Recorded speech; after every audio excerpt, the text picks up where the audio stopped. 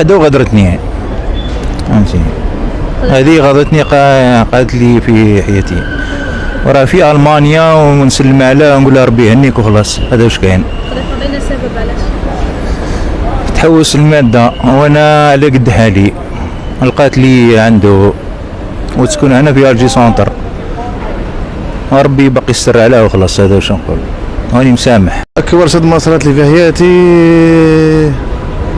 بزاف صوالح بزاف مش حاجه واحده ولا زوج ولا بزاف. هي حاجه الكبيره صدمتني في حياتي هذه كل هي عندي خوتي توفوا برك هذا ما كان فهمتي ولا لا. كيفاش كان الشعور ديالك؟ والله تعرف الشعور بلا ما نقول لك معناها قصدي شعور باينه بتفوت مرحله تاع اكتئاب ومرحله تاع اكثر بلا مهم مرحله كبيره بزاف.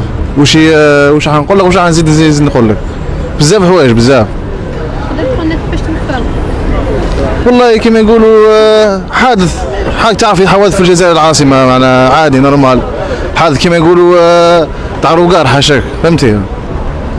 ثلاثه مع بعضها فهمتي. هذا ما كان ثلاثه وفي روكار وقدر الله ما شاء فعل فهمتي ولا لا. كيفاش عاشت الام ديالك باين هذوك الام ديالك كيفاش حتكون ام ديالك بس كنت امك جاباتك في كرشك 6 اشهر كيف حتكون الصدمه تاعها ولا لا. معناها الصدمه تاعها راح تكون كبيره بزاف اقل من الصدمه تاعك انت.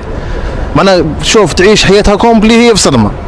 ترقد في الليل تفكر الاولاد نص الصباح تتفكر واش مازال تنسى خلاص سيبو. دروك الوقت الحالي مازال صدمه كاينه مازال شويه لا باس الحمد لله كما نقولوا ربي الكبير.